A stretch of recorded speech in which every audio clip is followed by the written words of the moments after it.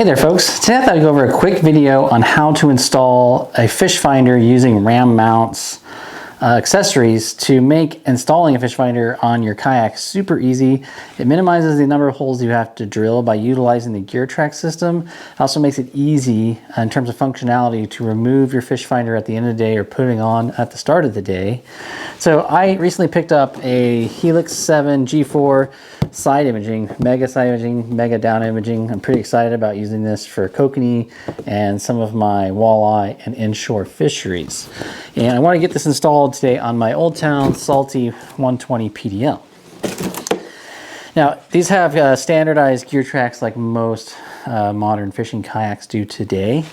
And when you order the components, which I'm going to put links to these below, there are two primary things I use. First, you need to find something to mount the head of your fish finder unit on your kayak, right? And the first one that I have here is this specialized mount from Ram Mounts. They make one specific for the Helix 5, Helix 7. They got some for Lowrance, Garmin's, Raymarines, so on. Now the Ram Mounts fish finder mounting units all have the same three basic components. One is a gear track based ball on the bottom here, and they use these larger size balls for mounting heavier units like the 7 here because you want it to be sturdy. You can see this is falling over, so I don't have it tightened down. But if I tighten that down here, now it won't fall over, so that's pretty sturdy. You're not going to get any sort of droop on the screen as the day goes on. So there's three components. At the bottom, there's a gear track ball. There's your stem mount here that makes it able to adjust the angle and also brings it closer to you. And then there is a ball with a mounting platform here on the bottom that you're going to attach the cradle that your fish finder comes with when you buy it. Now some of these systems forego a cradle system, like I know some of the Lowrance hook adapters actually lock directly into the back of the fish finder. So there might be some variation in how you're attaching this ball to your fish finder, but otherwise they all have that same basic pattern here. So the first thing you want to do is take off that bottom ball, and you can see here that consists of the large ram ball mount and the gear track, and that goes right here. I've already installed one. And all you have to do is basically just slot this onto your ball, and then you can adjust the angle, how close you want this to you, and then you can also adjust your screen as well. So this gives you a lot of adjustability. So I like bringing this a little bit closer to the seat so that I can reach easily and read my screen easy. Now, attaching the head unit is actually probably the most straightforward part. The second thing you need to attach, obviously, is some sort of transducer. And Ram Mounts also has a great no-drill accessory for this. Now, over-the-rail transducer mounts aren't for everybody, but I really like them because it makes it easy for me to move my transducer from one kayak to the next, and I don't have to worry about disconnecting it and pulling the wiring all back through. So what the Ram Mounts over-the-rail transducer mount consists of is a small Ram Mounts ball. Again, this is gear track adaptable. So that's pretty easy. You can just loosen this up here and pull that ball off and then slide it onto your gear track. Usually I put it really close to the base where I mounted my fish finder. It then has this flexible arm. Inside of here, there's actually a piece of aluminum that you can bend to a customized shape depending on how you like to mount your transducer. And you can always change the shape of that too, so you can bend this back out if you need to. And then there is a mounting bracket at the base here, as you can see, that your transducer will mount to.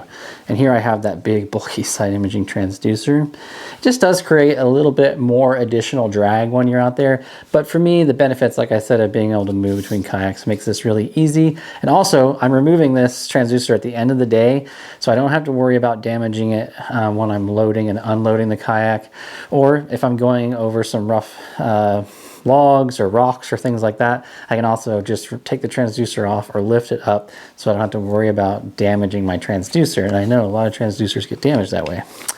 After mounting it on here, I just zip tie the cord up onto the over the arm rail. And then I have all this excess cord. Now you can keep this excess cord up on the top, which is typically what I do. I sort of usually wrap this around the base of a rod holder or something like that. Or you can run this internally into your kayak and back out and just leave it in there if you're only going to have this mounted permanently on one kayak so that you don't have a bunch of excess wire on the surface. But it's really easy to attach, and all you got to do is line up your transducer arm. Now you want to have it kind of loose initially so that when you go to deploy it, you're going to be out there, and as soon as you get out on the water, then you can push this down so that it's into the water, and then you can tighten this thing up. Don't tighten it up and then try and push it down, because you'll snap that ram ball off if you put too much torque on it. But you can rotate this a little bit, and you can actually adjust the tension on how easily that aluminum bar rotates within here.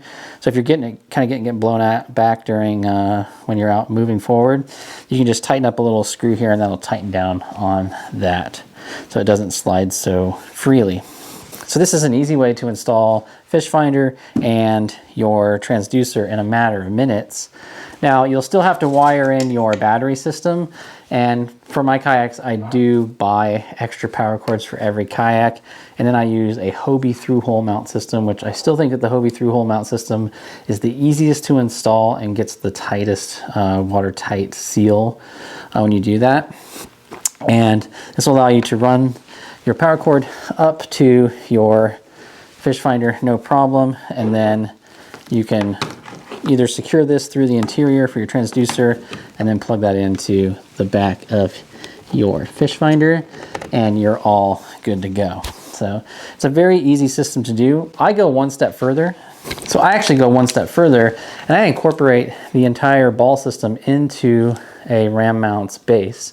So I'll have where I'm mounting my Fishfinder here and my transducer here. I put this on the gear track, and then I can put a rod holder in here, which makes it even more efficient use of my space. So now I have a rod holder, all of that incorporated into this tiny little mount here, and it's very secure. I use this for trolling for big game fish. I've never had this break or this come off the gear track. You just don't need a metal gear track as long as you have the correct base on your rod holders. So this lets me keep that premium gear track space at a minimum by only occupying this much space to mount three things, which is my transducer, my rod holder, and my Fishfinder head. I'll put links to all of these products below, and I'll provide a code for 15% off any Ram Mounts product on their website. If you guys have any questions, just let me know in the comment section below, and I'll get back to you. Otherwise, fish smarter, not harder. Bye, guys.